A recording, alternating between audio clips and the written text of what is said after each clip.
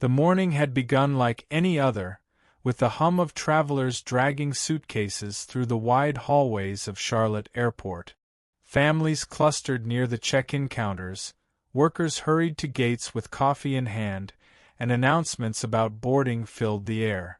In the middle of that ordinary scene was a woman who had walked through airports countless times before, but today her steps would change everything. Her name was Noel Whitaker, a federal judge who had built her career on fairness, balance, and an unshakable belief that the law could still protect people. She dressed the same way she always did when traveling for work. Black blazer, modest slacks, low heels that allowed her to walk long distances without slowing. There was nothing unusual about her presence in the airport that morning, nothing that would draw attention except for one fact she never controlled: the color of her skin. At the security line, she waited patiently with the rest. People shuffled forward, placing shoes and bags into gray bins, moving through the steps they had done 100 times. When it was her turn, she placed her laptop in its tray, removed her jacket, and offered her identification to the officer at the podium. The man glanced at her ID, then at her, then back at the ID again. Something in his eyes flickered. It wasn't recognition. It was suspicion. "Step aside," he muttered. Noel raised an eyebrow but complied, moving to the secondary screening area. A younger officer joined, pulling her bag aside. She kept her voice even as they searched. "Is there a problem?" No answer. The bag was unzipped, items shifted, swabbed, handled as if she were a threat instead of a traveler. She stood calmly, her posture straight. She had been through this before, too many times to count, but this time the air felt different. "Hands where we can see them," one officer suddenly commanded. Noel frowned, confusion clear in her voice. "Excuse me? I'm standing right here." "Hands. Now." Her arms rose slowly, palms out, steady. Around her, passengers began to watch. A teenager whispered to his friend, "Why are they treating her like that?" She didn't do anything. Phones lifted, recording. Noel's voice stayed calm. "I'm complying. What exactly is the issue?" The officer's hand shifted toward his weapon. The crowd murmured nervously. A woman near the metal detector gasped. And then it happened. 3 cracks ripped through the air. Loud, final, echoing. Passengers screamed, ducked, scattered. Noel stumbled back, pain exploding in her shoulder and side, her body hitting the cold tile floor. Blood spread beneath her, bright against the polished surface. Chaos erupted. Some people ran. Others froze. But dozens of phones stayed up, recording everything. In those shaky frames, one truth was captured for all to see. A black woman with her hands raised, unarmed, shot 3 times in the middle of an airport. Within hours, those clips spread across the internet. Twitter hashtags blazed into life.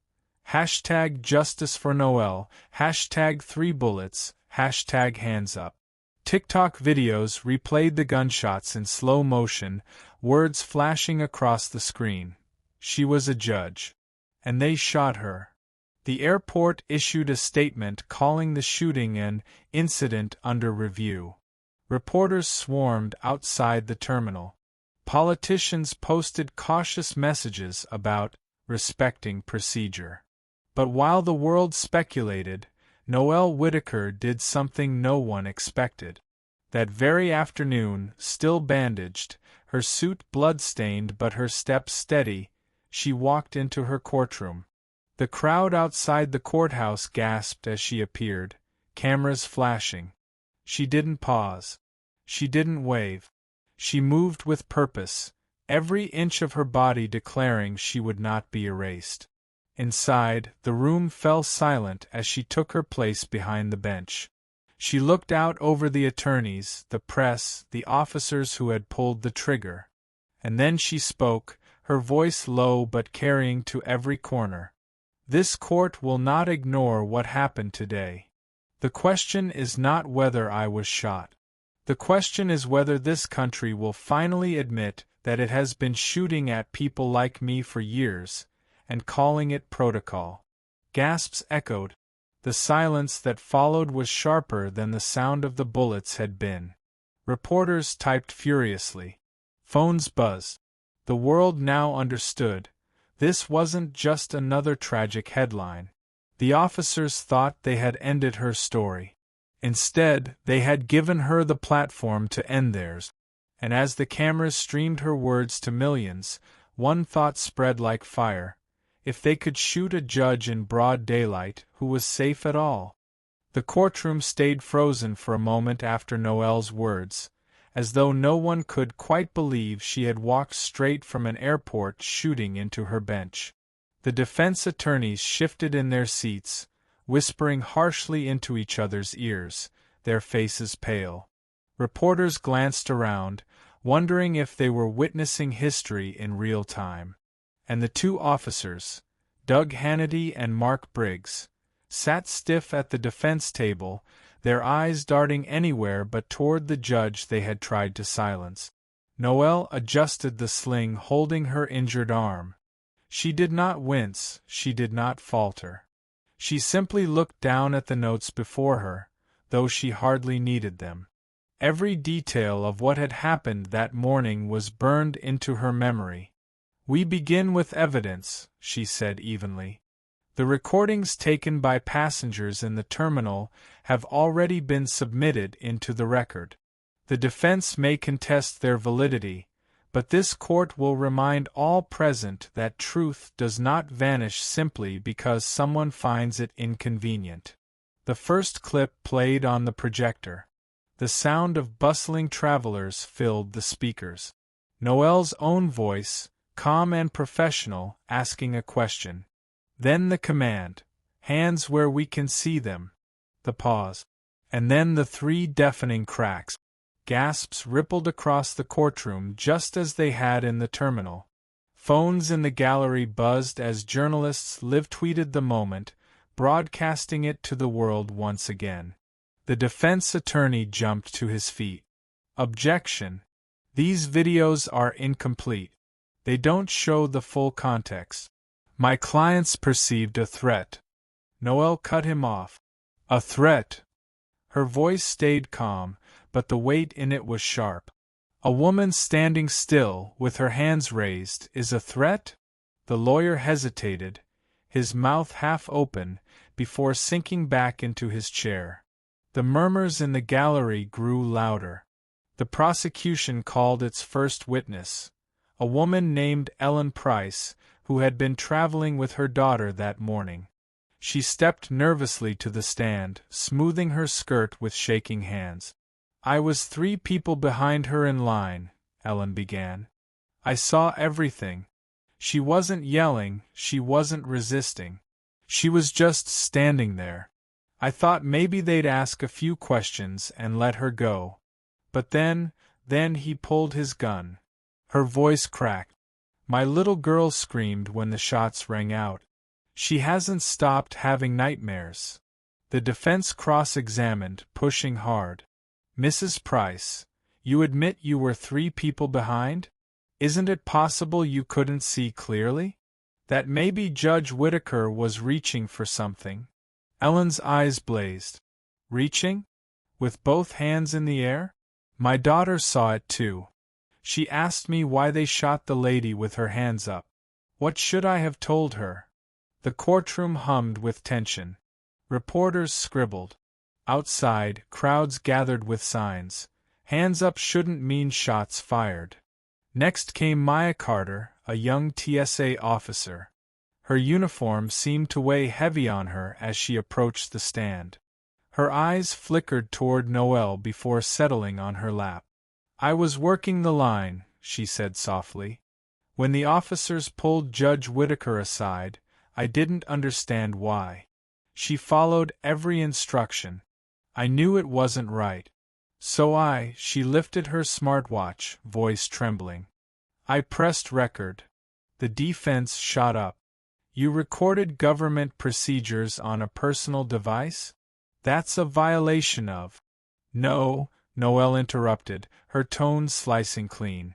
What she did was preserve truth when the system would have buried it. Maya tapped her watch. A new video played. This one closer, clearer. Hannity's voice rang out, loud and sharp. Hands where we can see them. Noel's reply was calm. I'm standing here. What's the issue? Then the flash. The shots. And beneath the chaos, Hannity's mutter. Should have stayed in her place. The gallery erupted in shock. Some cursed aloud. Others covered their mouth. Outside the courthouse, the crowd roared as the leaked audio hit social media in real time. Within minutes, #StayInHerPlace was trending, used sarcastically to highlight racism across industries and daily life. The defense attorney stumbled to respond. That phrase, taken out of context. There is no context, Noel said firmly. There is only what was said. And it was said after 3 bullets were fired into an unarmed woman. The jury sat in silence, their faces hard to read, but their eyes told enough. They had heard something they could not forget. That night, cable news replayed the footage on a loop. TikTok filled with stitched reactions, tears, outrage, fury. On Twitter, a post with 2 million likes read, "They didn't just shoot a judge. They shot every single one of us who's ever been told to stay in our place." But even as the public outcry grew, Noel knew this was only the beginning. Evidence was powerful, but systems had protected men like Hannity and Briggs before. They would try again. They would twist words, spin narratives, drag the case through technicalities until the outrage dimmed. Noel had seen it too many times. But this time was different. This time, she was both victim and judge. And she refused to let their bullets be written off as just another incident under review. She looked around the courtroom at the faces staring back at her. Jurors, reporters, ordinary citizens who had shown up to witness what came next. She thought of the countless people who had been silenced because they weren't judges, because their stories had been buried. "This court will not bury the truth," she said, her voice ringing steady across the chamber. "The world may have seen 3 bullets today. But in this courtroom they will see accountability. Not just for 2 officers, but for a system that allowed those bullets to fly." The words hung in the air, heavy and electric. For a moment no one moved. And then the trial pushed forward, with the weight of a nation pressing against its walls. Threat.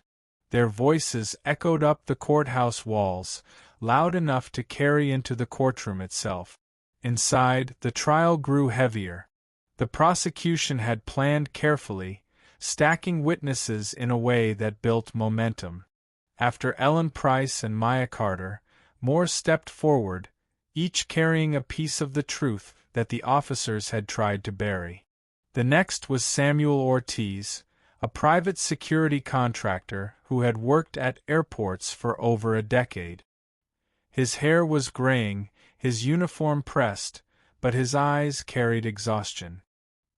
He sat at the stand, cleared his throat, and spoke with blunt precision. "I filed 3 reports," he said. 3 separate times, I witnessed officers detaining passengers for no reason other than the color of their skin. I wrote the reports, submitted them up the chain, and each time, gone. No record. No follow-up. The prosecutor asked, "Why did you stop filing reports?" Ortiz looked out over the courtroom. "Because the procedure stopped following me. You can file all the paperwork in the world, but if the system throws it in the trash, what's the point?" The gallery buzzed. Some gasped at his words, others shook their heads. On social media, the lines spread instantly. "The procedure stopped following me." It was stitched into TikToks, tweeted with photos of protests, even printed on cardboard signs held high outside the courthouse. The defense tried to push back. "So, you admit you abandoned your duty to report?" Ortiz leaned forward. "No, sir. I admit the system abandoned me first." The room erupted in murmurs again. Even a juror shifted uncomfortably. Outside, the movement swelled. Stories flooded Twitter under the hashtag #MyCheckpoint, people sharing their own experiences of being pulled aside, humiliated, delayed for no reason but their skin color. Thousands of posts, each one echoing the same quiet truth. Noel's case wasn't an exception. It was the rule. But the officers' attorneys clung desperately to their defense, that it had been a split-second decision, that Noel's movements looked threatening, that any reasonable officer might have reacted the same way. When their turn came to cross-examine Noel, the defense lawyer rose, eyes cold. "Your Honor," he began, his voice too smooth, "isn't it true that in the heat of the moment, officers must make decisions in a fraction of a second to protect lives?" Noel met his gaze, her expression steady. "It is true. And it is also true that I was standing still, hands raised, unarmed, asking a question. If asking a question is enough to justify 3 bullets, then every black traveler in America is in danger." The courtroom gasped. The words spread like lightning online. Hashtags shifted again. Hashtag asking is not a threat. TikToks looped her statement over images of travelers holding their hands up at security checkpoints. Even news anchors paused mid-broadcast, replaying the clip. The prosecution pressed further. They introduced a stack of letters, 14 in total, that Noel herself had gathered. Each one came from an ordinary traveler who had experienced the same humiliation she had. They read the letters aloud, one after another. A college student pulled aside for looking nervous. A mother separated from her children while officers rifled through her bags. An elderly man forced to remove his wig while passengers laughed. The gallery shifted uncomfortably with each story. By the end, no one could pretend the shooting was an isolated mistake. But the defense made their boldest move yet. One afternoon, as the prosecution rested, the defense attorney rose. His tone turned sharp, almost mocking. "Judge Whitaker, don't you think it's a conflict of interest to preside over a case in which you were personally involved? Perhaps you're too close, too emotional to remain impartial." The gallery bristled. Some hissed, others muttered angrily. Noel did not raise her voice. She spoke with calm authority. "Normally, yes. But this is not a normal case. This is not about me. This is about a system that thought it could bury the truth, even when the truth was bleeding on an airport floor. I will not allow it to be buried again." Applause erupted before the bailiff restored order. On Twitter, the quote shot to the top of trending. Even when the truth was bleeding on an airport floor. It was posted on posters, shouted at rallies, written on walls in spray paint. Noel knew she had turned a corner. This was no longer just a trial. It was a reckoning. But reckoning comes with risk. That evening, after the courthouse emptied and the crowd outside slowly dispersed, her staff found a letter slid under the locked door. In thick black ink it read, "Step down now or next time there won't be just 3 bullets." They showed it to her, faces pale. Tyrese, her young clerk, urged, "Judge, you need protection. This is serious." Noel studied the letter quietly before folding it once and setting it aside. Threats are the language of fear. If they are afraid, it means we are close to something they never wanted seen. Her staff exchanged worried glances, but said nothing more. The next morning, she walked past the swelling crowd again. Chants filled the air, louder than before, louder than the threats that sought to silence her. Signs waved, "Justice for Noel. Stay in her place? Not anymore. We are all standing in line." And as she entered the courtroom, the world waited to see not just whether two men would fall, but whether the system itself could finally crack. By the time the trial entered its second week, the courthouse felt like the center of the country. News vans circled the block. Drones buzzed overhead, capturing the swelling crowds that packed the steps every day. Social media feeds ran like live transcripts, hashtags shifting almost hourly. People who had never paid attention to a courtroom before now tuned in daily, streaming the hearings like it was the only story that mattered. Inside, the tension thickened. The prosecution had laid out its evidence. The videos, the audio, the letters, the witnesses. The defense was running out of room to maneuver. Their split-second narrative had crumbled, their technical arguments weakened. But they had one last card left to play, the officers themselves. When Doug Hannity took the stand, the room went completely still. Cameras zoomed in, reporters poised, the gallery leaning forward. His hands twitched as he swore his oath. His eyes darted between the jury and the judge's bench, never landing for long. The defense attorney began softly, almost gently, as though coaxing a frightened animal. "Officer Hannity, can you tell the court what you felt in that moment at Charlotte Airport?" Hannity cleared his throat. "Fear," he said. "I felt fear. We're trained to spot threats, and something about her, her stance, her tone, it set off alarms in my head. I reacted. Maybe too fast, but—" his voice faltered.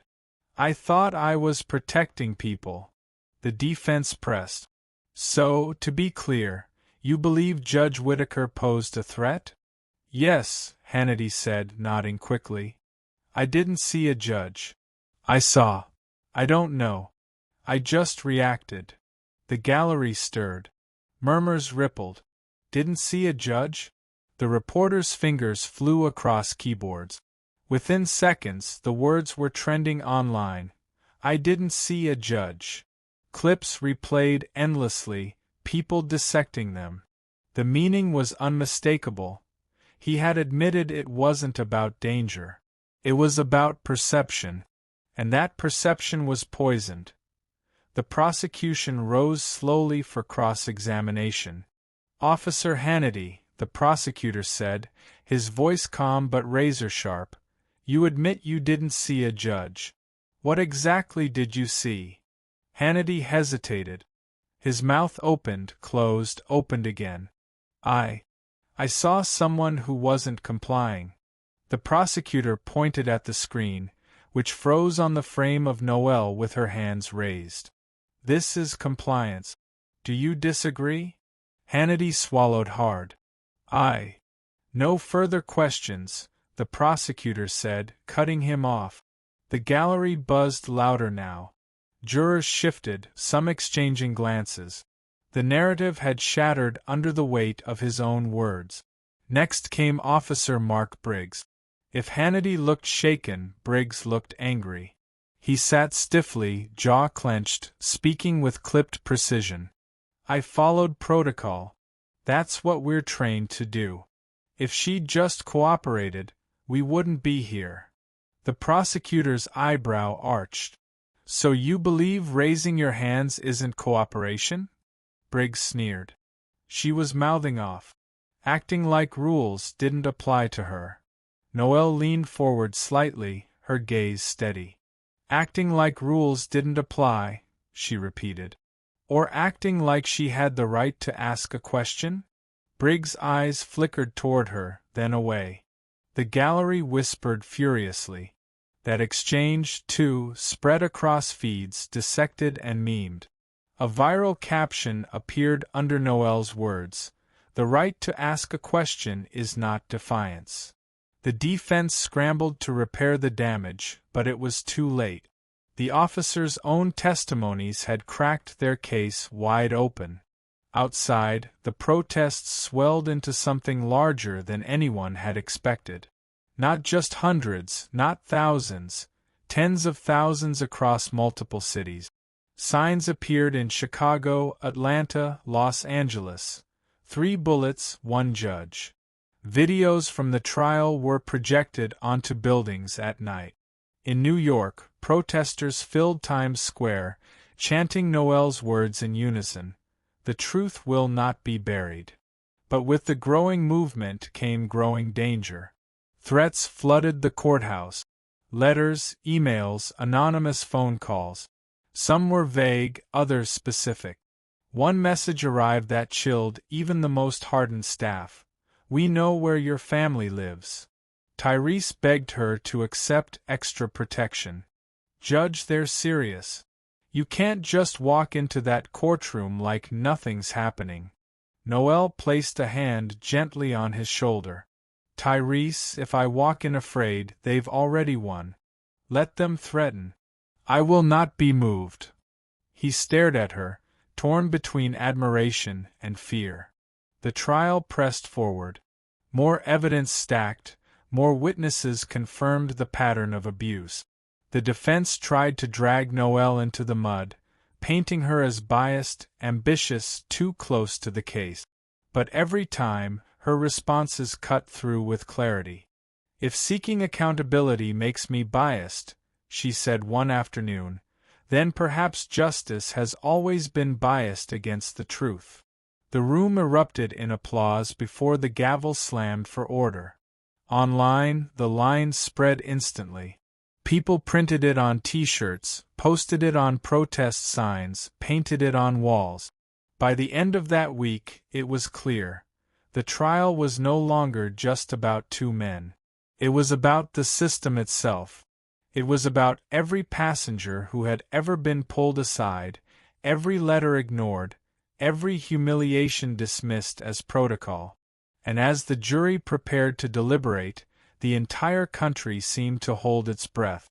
The world waited for an answer to the question that had haunted every hearing, every protest, every headline. Would the system finally choose justice, or would it once again choose silence? The jury was sent to deliberate on a Friday afternoon. The courthouse exhaled as the doors shut behind them, the air thick with anticipation. Outside, the crowd refused to disperse. People lit candles as dusk fell, holding vigils on the courthouse steps, singing hymns, chanting slogans, refusing to go home until the verdict came. By midnight, thousands remained, the glow of their candles stretching like a sea of stars against the dark sky. Inside her chambers, Noel sat quietly. She hadn't gone home either.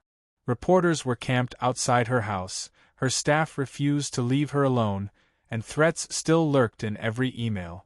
But the courtroom was her sanctuary, and tonight she stayed.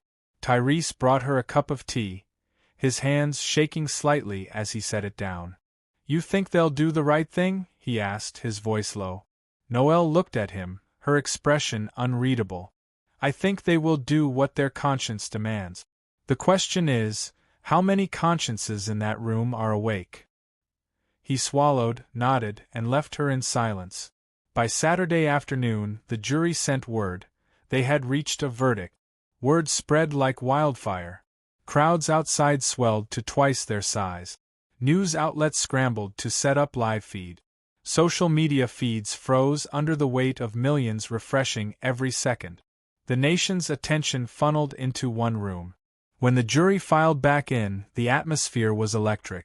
Some jurors looked exhausted, others resolute. The foreperson clutched the slip of paper that carried the weight of the world. On the charge of aggravated assault with a deadly weapon, the foreperson read, "We find the defendants guilty." The courtroom erupted. Cheers, cries, applause. Reporters shouted into cameras. Jurors shifted, some smiling faintly. Hannity's face drained of color. Briggs slammed a fist against the table before his attorney pulled him down. But the foreperson wasn't finished. On the charge of civil rights violations under color of law, we find the defendants guilty. The noise was deafening now. People wept openly. Outside, the chants swelled louder, echoing through the city street. Hashtags lit up instantly. Hashtag guilty, hashtag 3 bullets, hashtag justice for Noel. TikTok exploded with live reactions, millions watching history unfold together. Hannity buried his face in his hands. Briggs sat frozen, jaw clenched, eyes blank. For the first time, they weren't in control. Noel struck her gavel once, the sound cracking through the chaos. Her voice rose above the noise. Order. This court recognizes the verdict delivered by the jury. Justice has been served today. But let us be clear, justice does not end with 2 men. Justice demands we look at the system that allowed this to happen in the first place. She paused, letting her gaze sweep across the room, then into the cameras broadcasting her words live. I was shot 3 times with my hands raised. But I survived. Many others did not. Their stories never reached a courtroom. Their names were never spoken. Today's verdict is for them as much as it is for me. The room fell silent again. Her words carried the weight of every name, every story that had been buried under protocol. Reporters rushed out to file instant updates. Outside, the crowd broke into cheers so loud they shook the courthouse windows. Strangers hugged, children sat on shoulders waving signs, people raised their fists in solidarity. Across the country, horns blared, fireworks cracked, church bells rang. But even in victory, the backlash rose. Thinly veiled statements from police unions warned of dangerous precedents. Commentators on certain networks spun it as judicial activism. Anonymous voices online called for her removal. That night, her staff gathered in her chambers. Tyrese looked at her with concern. Judge, you've won. But they won't stop. This isn't over. Noel sipped her tea, her injured arm resting gently in its sling. I never thought it would be over with one verdict. But now the country has seen what they never wanted to admit. You can't unsee the truth once it's in front of you. Her words proved true. In the days that followed, protests spread from city to city. People painted murals of her face on walls. College students organized teach-ins. Lawmakers introduced the Whitaker Transparency Act, demanding public reporting of all airport detentions and complaints. Civil rights lawyers filed class action suit. Even international headlines carried her name, framing her as a symbol of accountability. And still, the threats kept coming. Messages slipped under doors, emails sent from hidden accounts. Some were crude, others chillingly specific. One simply read, 3 bullets weren't enough. Her staff panicked. Security doubled. But Noel never wavered. She walked into court each day the same way, straight-backed, steady, unflinching. The very act of her presence became resistance. In one viral clip, a reporter asked her if she feared for her life. She answered without pause. Fear is not new to me. It has followed me through airports, through streets, through courtrooms. But so has courage. And I choose which one I serve. The line exploded online. Protesters chanted it. Artists painted it. Musicians sampled it into songs. Fear or courage? Everyone understood the choice. Meanwhile, Hannity and Briggs awaited sentencing. Their lawyers scrambled for appeals, but the tide had turned. No one wanted to be seen defending them. They became symbols themselves, of arrogance, of abuse, of downfall. The irony was bitter. They had fired 3 bullets to silence a woman. Instead, those bullets had ended their own careers and ignited a movement larger than anything they could have imagined. And as Noel looked out one night from her courthouse window at the thousands of candles flickering in the dark, she understood. The fight wasn't hers alone anymore. The verdict had handed it to the people. And the people weren't letting go. But even in that moment of triumph, she knew the story was far from finished. Because every time justice takes one step forward, there are always hands ready to drag it back. And those hands, she knew, were already moving. Sentencing day arrived under gray skies. The air outside the courthouse was thick with anticipation, as though the whole city had gathered to witness what would be carved into history. Protesters and supporters filled the steps, their signs waving in unison. The chant carried through the streets like a drumbeat. 3 bullets, guilty men, justice now, justice then. Inside, the atmosphere was sharper, colder. Hannity and Briggs sat stiff at the defense table, their suits rumpled, their eyes hollow. Weeks of public exposure had stripped away the bravado. They looked smaller now, not as officers in command but as men awaiting judgment. Noel entered last, as she always did, her robe brushing the floor, her arms still stiff but healing. The room fell silent as she took her seat. Her gaze swept across the courtroom, not just at the defendants, but at the crowd, the cameras, the jurors who had returned to witness the final chapter. The prosecutor rose. "Your Honor, the jury has spoken. The people ask for the maximum sentence under the law." These were not split-second mistakes. They were the result of bias, arrogance, and disregard for human life. To let them walk with leniency would be to send a message that some lives matter less than others. The people ask this court to affirm that every life carries equal weight. The defense attorney followed, voice trembling with desperation. "Your Honor, these men have families, careers, years of service. They made mistakes, yes, but mistakes under pressure. A harsh sentence will not undo the past. Mercy would show that justice is about balance, not vengeance." Noel listened quietly. The silence that followed was heavy. She leaned forward, her voice low but clear. "I was taught that justice must be impartial. But impartiality cannot mean blindness to truth. On that day in Charlotte Airport, 2 men pulled their weapons and fired into an unarmed woman. Not because of what she did, but because of who they thought she was. I will not pretend otherwise." The gallery held its breath. Hannity fidgeted, Briggs glared at the floor. "This court sentences both defendants," Noel continued, "to 15 years in federal prison for aggravated assault with a deadly weapon, and an additional 10 years for violation of civil rights under color of law. Sentences to be served consecutively." Gasps rippled through the room. The numbers sank in. 25 years. Effectively the end of their careers, their pensions, their lives as free men. The gallery erupted.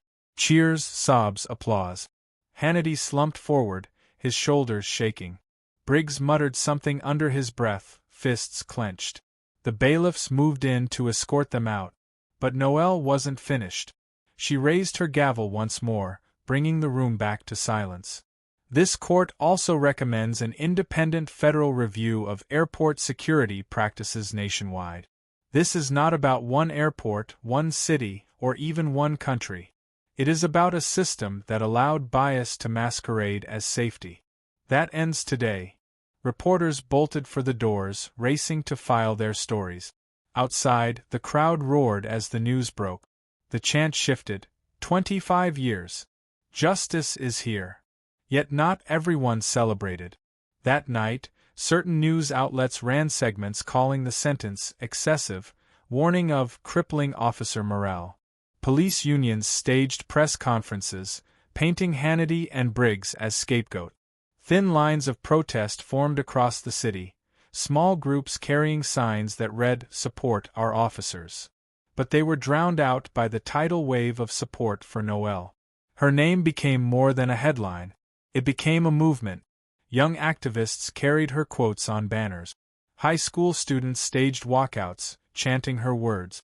Churches rang bells in her honor. Across the globe, marches formed in solidarity, chanting "Hands up is not a threat."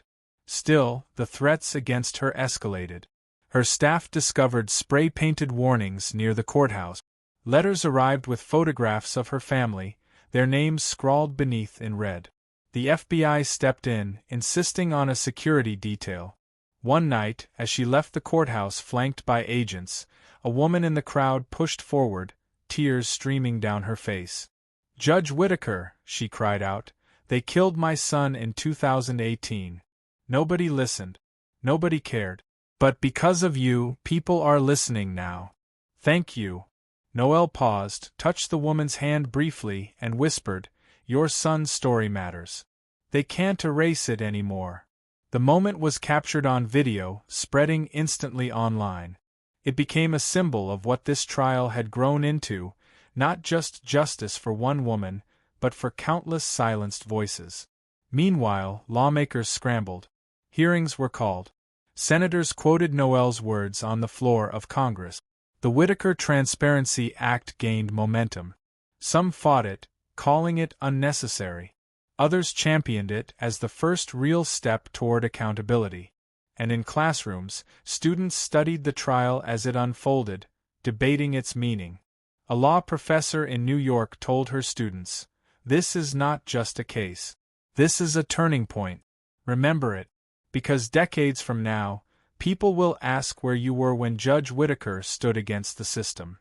But amid the wave of support, Noel remained grounded. She continued to preside over cases, showing up every day despite the threats, the protests, the cameras that followed her everywhere. One evening, Tyrese asked her quietly, "Judge, do you ever wish you'd taken the easy way? Stepped down? Avoided all this?" Noel smiled faintly, her eyes tired but steady. "If I had stepped down, they would have won twice. Once with bullets and again with silence. I can't give them both." Her words landed heavy. Tyrese nodded, though he knew the cost she bore daily. The story spread beyond borders. In London, protesters gathered outside Heathrow Airport. In Johannesburg, murals appeared of Noel with the words, "Truth does not bleed quietly." In Sydney, activists projected her quotes onto the side of Parliament House. Her name had become more than her own. It was a vessel carrying the weight of many. But Noel knew the fight wasn't finished. The system never surrendered quietly. For every law introduced, for every protest held, there were forces working behind closed doors to resist, to claw back the power they had lost. And in quiet moments, she wondered how long she could hold the line. Still, she rose each morning, put on her robe, and walked into her courtroom with the same steady steps. Because every step was a refusal to be erased. And the world was still watching. The petition to remove Noel from the bench was more than paperwork, it was a weapon. By Monday morning, every major network was covering it, panel after panel debating whether she had crossed a line. Some called her a hero, a voice of conscience. Others branded her a radical, accusing her of destroying judicial neutrality. The pressure mounted quickly. Within days, a formal hearing was scheduled. The Judicial Review Board, a panel of older men and women in black robes, would decide if she remained on the bench. It wasn't just about her position, it was about silencing the symbol she had become. The night before the hearing, crowds packed the courthouse steps, chanting her name, holding candles, holding signs that read, "She is our judge." Inside, Noel sat with her staff, the room quiet except for the shuffle of papers. Tyrese paced nervously, his hands in his pockets. "They're going to try and bury you," he said finally. "They'll twist everything you've said, everything you've done. They'll call you biased, reckless, emotional. What if they succeed?" Noel looked up from her note. "Then let them try. I didn't step into this to be untouchable. I stepped into it to speak the truth. And even if they strip this robe from me, the truth won't go with it." Her calm unnerved him, but it steadied him too. The next morning, the hearing began. The review board sat in a long line, their faces stern, their voices clipped. Cameras weren't allowed inside, but reporters huddled at the doors, waiting for every scrap of information. The lead counsel for the petitioners rose first. "Judge Whitaker," he said, his tone sharp, "you turned your courtroom into a stage. You invited civilians to give testimony in a proceeding that was not law, but theater.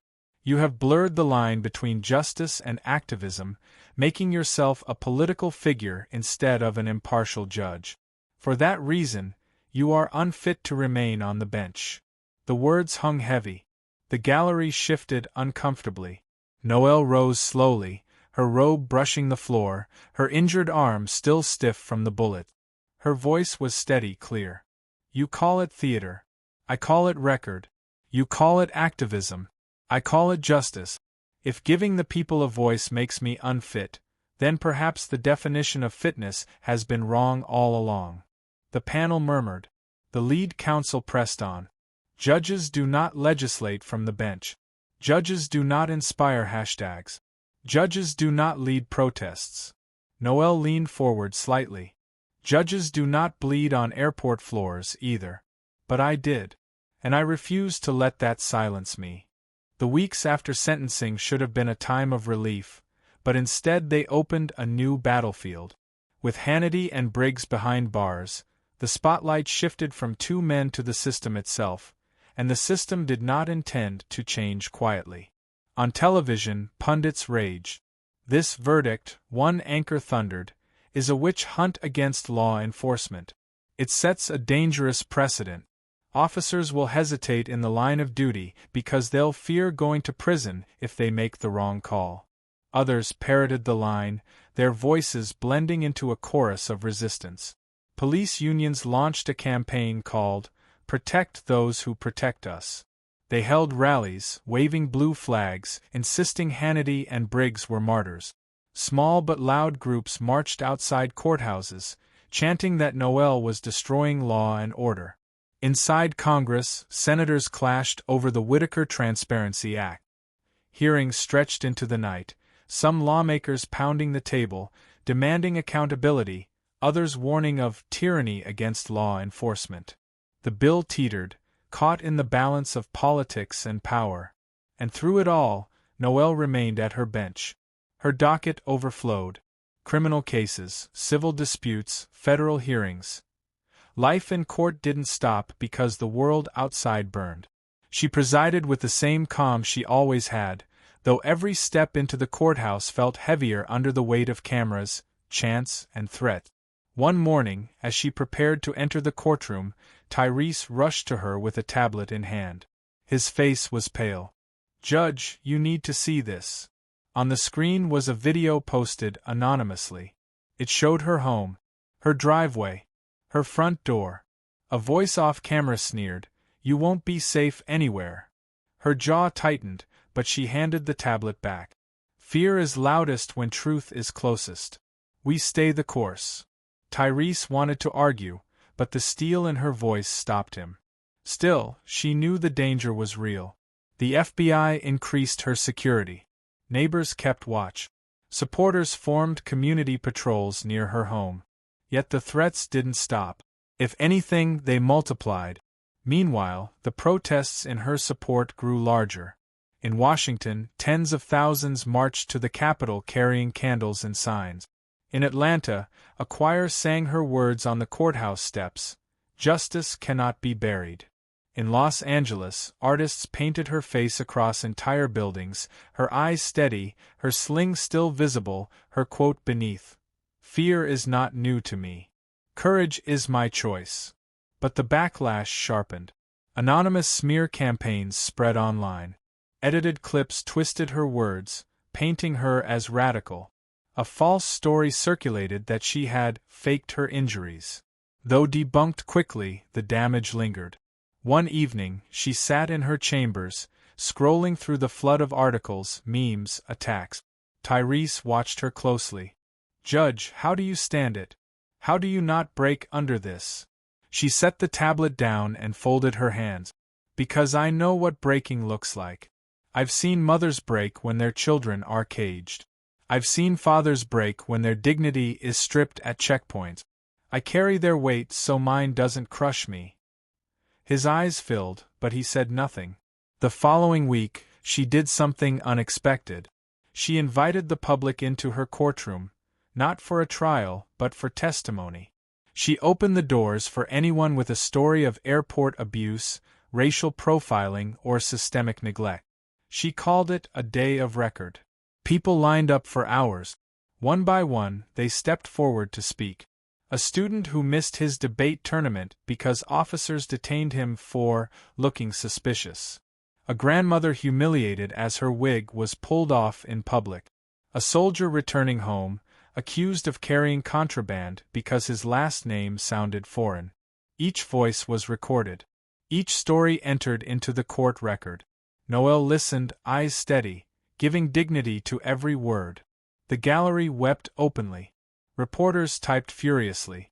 Online, the testimonies trended under hashtag A Day of Record. For once, the courtroom was not just a place of judgment, it was a place of belonging. But the move infuriated her critics. Lawmakers accused her of turning court into a circus. Editorials blasted her as grandstanding. Even the Attorney General hinted at reviewing her conduct. Yet the people didn't care.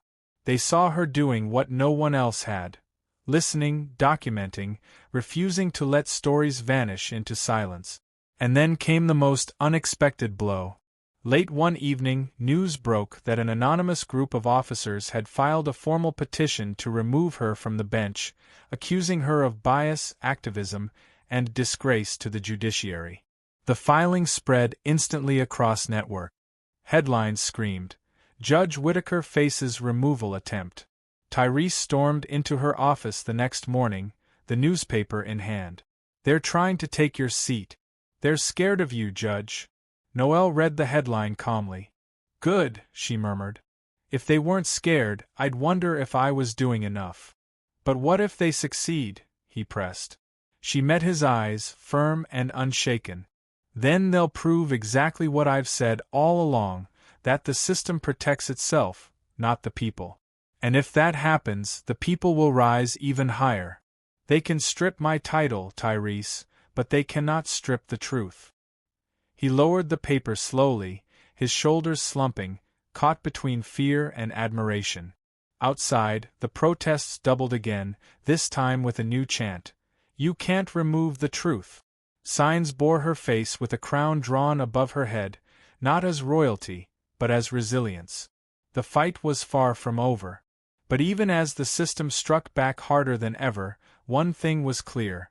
Noel Whitaker had become more than a judge. She was a symbol. And symbols cannot be removed with paperwork. The failed removal attempt didn't silence Noel, it supercharged her. But it also hardened her enemies. They had tried paperwork and politics and failed. Now, their resistance grew darker, more desperate, more dangerous. Congress was now the battlefield.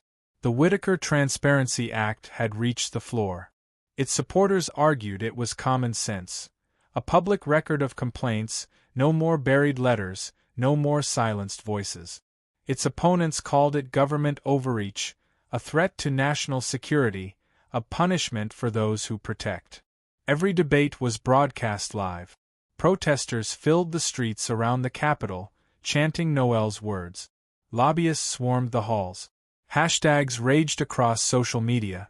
It felt less like legislation and more like war. And Noel, though not a politician, became the face of the fight. Lawmakers quoted her speeches, showed clips of her trial, invoked her name as proof of why the bill mattered. Her image appeared on posters carried by demonstrators, on buttons worn by activists.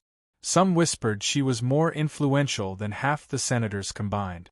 But influence is a threat, and threats draw fire. One morning, as Noel entered the courthouse, her security detail intercepted a package addressed to her chambers. Inside was a crude bomb, disabled before it could detonate. The news broke within hours. The public erupted in rage. Crowds doubled overnight, their chants shaking the courthouse walls. Reporters swarmed her, demanding a comment. She stood calmly before the cameras. They can send threats. They can send bombs. But they cannot send silence. We will not be stopped. The clip went viral instantly. Hashtags surged. Hashtag cannot send silence. Her words were painted across murals in New York, sung in protest songs in Oakland, projected on buildings in Chicago. But behind closed doors, her staff was shaken. Tyrese paced furiously. "Judge, this is escalating beyond control. You can't just walk into this like nothing happened. What if next time they succeed?" Noel placed a hand on his shoulder. "Then let them try. If I live in fear, then the bullet's already won." He shook his head, torn between awe and dread. Meanwhile, Congress neared a vote. The Whitaker Act hung by a thread, the margin razor thin. Opponents fought viciously, dragging out debates, filibustering, flooding media with attack. Supporters countered with rallies, op-eds, endless organizing. The country watched, waiting to see if the system would reform or retreat. And then, one night, everything boiled over. Noel was scheduled to speak at a town hall in Charlotte, addressing local families about the importance of reform. The auditorium was packed, cameras rolling, the crowd buzzing. As she stepped to the podium, applause thundered. But in the back, a figure slipped through the crowd. Dark clothes, cap low, eyes fixed on her. He pushed forward, hand inside his jacket. A security agent spotted him, shouted. The room erupted. People screamed, scrambled for exits. The man pulled something shiny from his coat, metal glinting under the lights.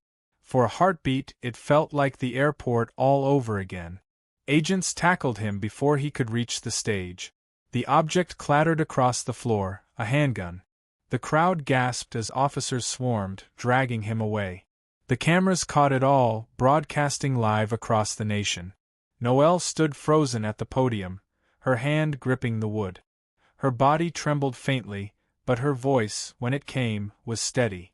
"This is what fear looks like," she said into the microphone, her voice carrying over the chaos. "But courage will not yield. Not here. Not now. Not ever." The audience erupted in cheers, defiant and wild. Online, the moment went nuclear. The clip spread across TikTok, Instagram, Twitter. Hashtags exploded. Hashtag not here, not now, not ever. The image of her standing tall as chaos swirled became iconic overnight. The next morning, front pages worldwide carried the story. Judge survives assassination attempt, responds with defiance. But behind closed doors, her staff was shaken to their core. Tyrese confronted her in her office. "Judge, this isn't bravery anymore, it's madness. They will keep coming until they succeed. You have to step back." She looked at him, weary but resolute. "Tyrese, if I step back, what message do I send to the mothers who buried sons? To the children who watched their parents humiliated? That courage is only for when it's convenient? No. We keep going." He broke down then, tears in his eyes. "I don't want to lose you, Judge." She reached across the desk, taking his hand gently. "And I don't want to be lost, Tyrese. But if my life is the cost of truth, then it is a price I am willing to pay." The words gutted him, but he knew there was no convincing her otherwise. Meanwhile, Congress prepared for the final vote. The nation held its breath. Protesters surrounded the Capitol, singing, chanting, refusing to leave. News anchors counted down. Social media feeds froze under the weight of expectation. And as the vote drew near, everyone knew, whatever happened next would define the future. Not just of airports, not just of policing, but of justice itself. Would the system finally change? Or would it prove once again that it protects its own above all else? The answer lay just ahead. The morning of the vote felt unlike any other. The steps of the Capitol were covered in people, tens of thousands pressing shoulder to shoulder, their voices rising in chants that rolled like thunder. "Hands up is not a threat. Not here, not now, not ever." The air smelled of sweat, candles, and determination. Inside, Congress was in chaos. Senators sparred on the floor, voices raised, fists pounding lecterns. Some shouted that the Whitaker Transparency Act was an attack on officers. Others countered that it was the first real chance to prove justice was more than a word. Every speech was live-streamed, dissected, clipped, and posted instantly. The whole country watched the clock tick down. Noel sat quietly in her chambers, not in Washington but in Charlotte, the place where it had all begun. Her staff urged her to fly to the Capitol for the vote, but she refused. "This isn't about me standing in front of them. It's about the people standing for themselves." Tyrese hovered near the window, watching the crowds outside her courthouse. "Judge, do you think it will pass?" he asked. His voice carried both hope and fear. She folded her hands, eyes steady. "Hope says yes. History says no. But history is written by those who refuse to stop." He nodded, though uncertainty lingered in his eyes. As the hour of the vote approached, the Senate chamber fell silent. One by one, names were called. Yeah. Nay. Yeah. Nay. The tally climbed slowly, painfully. On social media, live-stream counters tracked it like a sports game, each side holding its breath. The margin was razor-thin. When the final senator cast their vote, the chamber erupted. The Whitaker Transparency Act had passed, by one vote. Outside, the crowd exploded. Cheers, tears, chants, fireworks bursting against the morning sky. Strangers hugged each other, some collapsing to their knees, overcome with relief. Hashtags surged instantly. Hashtag it passed, hashtag Whitaker Act, hashtag Justice Lives. News anchors shouted into cameras. It is official, the Whitaker Transparency Act is law. Every complaint, every detention, every report will now be public record. In Charlotte, Noel stood at her courthouse window, watching the crowd erupt into cheers as the news reached them. Tyrese turned to her, tears in his eyes. "Judge, you did it." She shook her head gently. "No, Tyrese. We did it. The people did it." Her staff hugged, cried, laughed, their fear momentarily forgotten. The courthouse filled with the sound of celebration drifting up from the streets. But Noel didn't smile. She watched quietly, her face calm, almost solemn. "This is only the first stone," she said softly. "The wall is still standing. But now there's a crack." That evening, she agreed to speak briefly to the crowd outside. Flanked by security, she stepped onto the courthouse step. The roar was deafening, but as she raised her hand, silence rippled through the mass. Her voice carried steady, amplified not by microphones but by the weight of truth. Today, the people reminded the system that silence is not law. Today, the people showed that courage is contagious. Today, the people cracked the wall that has stood for too long.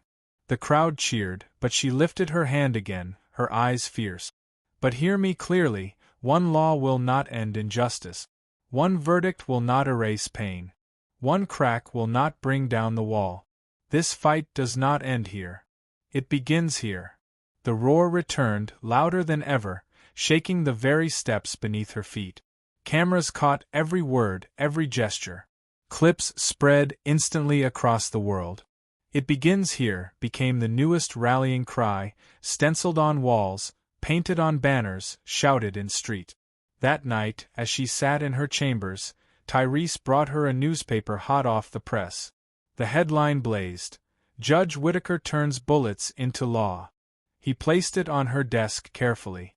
"How does it feel, Judge? To know you've made history?" She studied the headline for a long moment before answering. "History is not mine to make. It belongs to those who carry it forward. If today has meaning, it's because tomorrow will remember it." He nodded slowly, understanding. Later, alone in her office, she turned off the lights and looked out the window at the dark street. She thought of the airport floor, of the sound of 3 bullets, of the blood that spread beneath her. She thought of Ellen Price's daughter, of Maya Carter's courage, of the mothers who whispered their grief into her hands. She thought of Hannity and Briggs, stripped of their badges, their power gone. And she thought of the wall, the one that had stood for centuries, the one that cracked just a little today. She closed her eyes and whispered to herself, 3 bullets tried to bury me. Instead, they buried silence. The line would leak later through Tyrese, repeated on social media until it became legend. The man who pulled the trigger lost his badge, his pension, his career. The woman he tried to silence rewrote the law. That is how justice answered 3 bullets. And to anyone still doubting, the movement had only one reply. It begins here.